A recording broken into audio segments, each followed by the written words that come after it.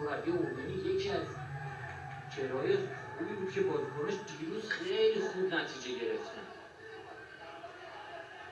عبدالکریم زید دیروز در یکی از بازیکنایی بود که فوق‌العاده کار کرد.